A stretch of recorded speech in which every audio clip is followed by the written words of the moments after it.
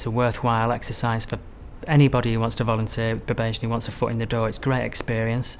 We found it to be a fantastic thing, and it's been a godsend for staff as well, because it certainly frees us up in what is a very busy now job to actually get on with other stuff as well. And it's certainly something which has benefited the service, I would say, in the time that it's been with us in the last couple of years.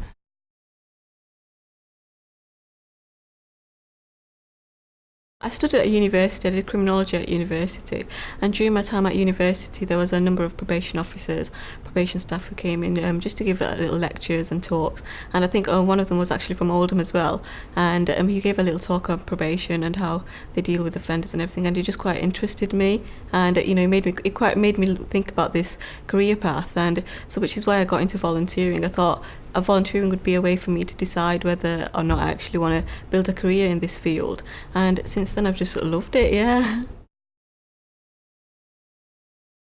So the Supervision Centre, what we do is we deal with offenders who don't actually need to see their offender manager at the moment, who are doing quite well with probation itself. However, they are still on a licence, so they do have to come into probation. So what we do is we just go see them instead of the offender manager. We just have a little talk about how they're doing at the moment, if they've got any issues, if they need any support with anything, and then we report back to the offender manager and just give them a bit of detail about what we talked about as well, so they can keep that in mind as well.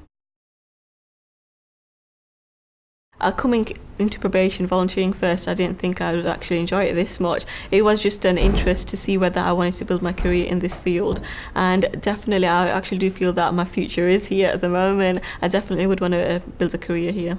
And when you think about volunteering as well, you think, oh, I'm just going to be making cups of tea, photocopying, but it's nothing like that whatsoever. We are actually pretty hands-on, and we deal with offenders as well, one-to-one work with offenders, as well as doing court work as well, so it's quite a great deal of work we do, yeah.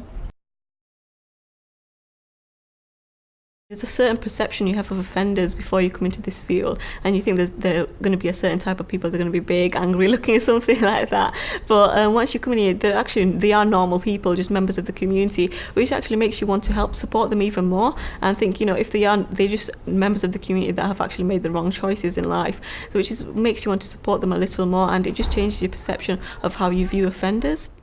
We've been very lucky that the volunteers, I should say, that we've had, a couple of them actually ended up getting jobs with us at the end of the day, so it was really worth them coming in, taking the trouble and showing that reliability and conscientiousness to actually get something from it as well, and they've had the reward, if you like.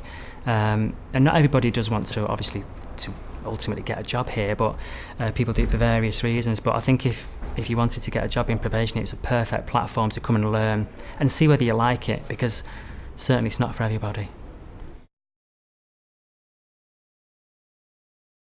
I think we underestimate some of our clients, really, that we just presume that if you suddenly say you're a volunteer, they're not going to want to work with you. But I can honestly say that the majority of our offenders have embraced it just as much as we have.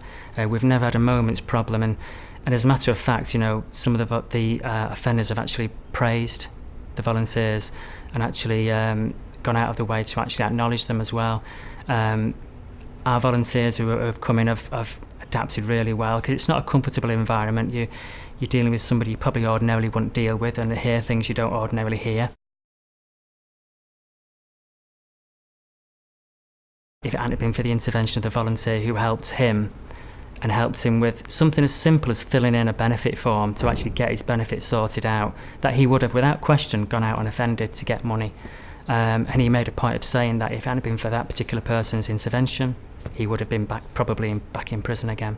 We had what we called a crisis centre, where we sat in this room today, which was basically manned by about 3 or 4 volunteers, and we advertised the fact that people could come in if they were in crisis, which sounds quite dramatic, but effectively people are in crisis if it turns out they have got no money, they've got no food, they can't get a job, they can't actually read and write, so they can't fill the benefit forms in. So we decided that it would be a good idea to do a crisis centre where people could literally come in if they need any assistance. It was a certain day a week, and our volunteers manned it really well.